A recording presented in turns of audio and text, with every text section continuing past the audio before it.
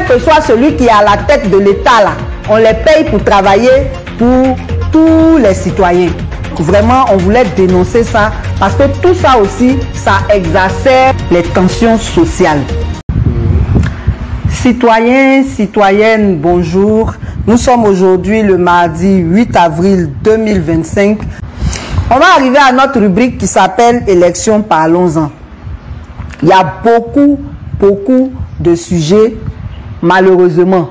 Je dis malheureusement parce que moins il y a de problèmes, moins nous avons de sujets. Et on avait dit qu'on prenait un sujet par mardi.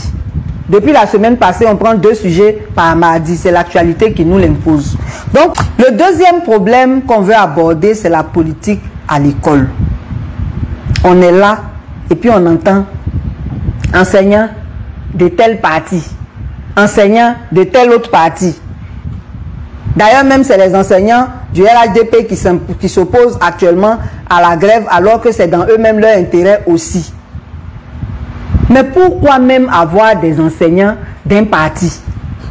Vous seriez content s'il y avait des médecins de tel parti dans tous les secteurs d'activité là.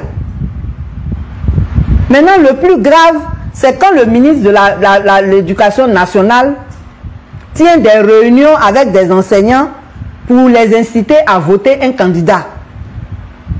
On a vu ça à Soubré le 25 mars. Dans le cadre d'une visite de travail, elle en a profité pour inciter les enseignants à voter le RHDP. Faut dissocier le service public de l'engagement politique. Madame le ministre est originaire de Boundiali. Si elle s'en va à Boundiali pour mobiliser les jeunes de là-bas, les femmes de là-bas, en tout cas les gens de là-bas, pour voter son candidat, il n'y a même pas de problème. C'est comme si le ministre de la Santé réunissait les médecins et puis il dit voter tel candidat. Ah! On l'a mis ministre de l'Éducation, là, c'est pour rendre le système éducatif performant. C'est pas pour aller faire la politique avec les enseignants. Ça là, ça doit être clair.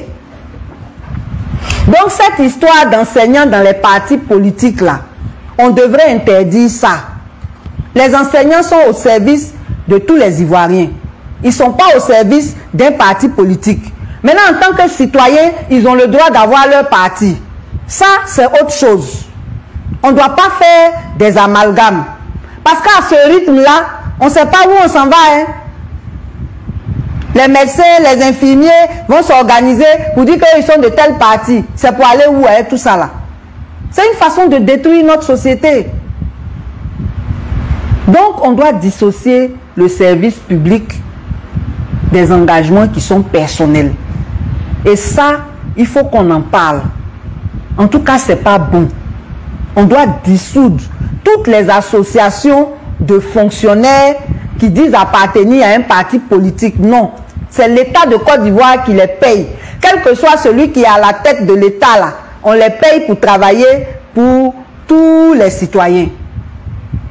Donc, vraiment, on voulait dénoncer ça parce que tout ça aussi, ça exacerbe les tensions sociales.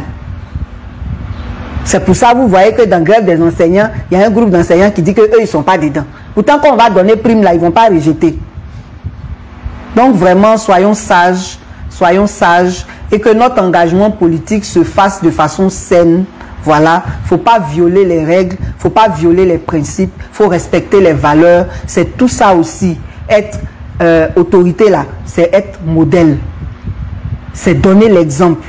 Donc vraiment, nous on veut dénoncer ça, on n'est pas d'accord avec ça. Il faut que ça disparaisse même dans tous les partis politiques. Ce n'est pas normal.